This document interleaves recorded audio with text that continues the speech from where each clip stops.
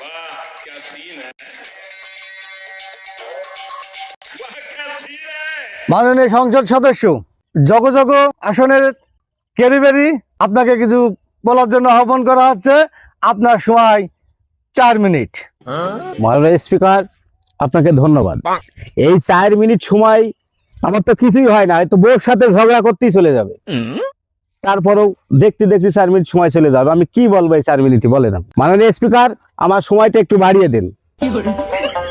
তো ঠিক আছে মাননীয় সংসদ সদস্য, আপনাকে আরো 2 মিনিট বাড়িয়ে দেওয়া হলো। মাননীয় স্পিকার, আপনাকে অসংখ্য ধন্যবাদ আমার সময়টা বাড়িয়ে দেওয়ার জন্য। কি আর বলবো মাননীয় স্পিকার, আমরা যখন বড় হয়েছি এখন আমার মা চাষিরা আমাদের ভাত মাখিয়ে দিয়েছে, আমরা একাই খেয়েছি। কিন্তু এখন করে যে বাচ্চারা বড় হচ্ছে, এই যে ঠেলা মারা মোবাইল মাননীয় স্পিকার, এই মোবাইলের কারণে বাচ্চারা ভাত খাওয়া কন, বাথরুমে গেলেও ওই ঠেলা মারা মোবাইল দিতে হবে, না এরা ভাত খাবে না, বাথরুম করবে না।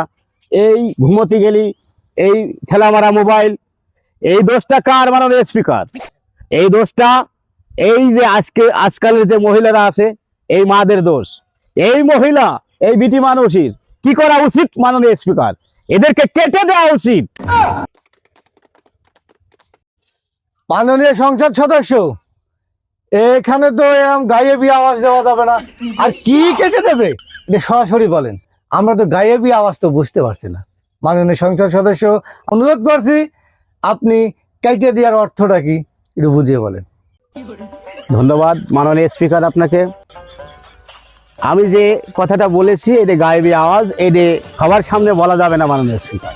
আমার অতিরিক্ত প্রচন্ড রাগের চোটে আমি এই কথাটা বলে ফেলেছি। ধন্যবাদ মাননীয় স্পিকার, আমার বক্তব্য এখানে আমি শেষ করছি।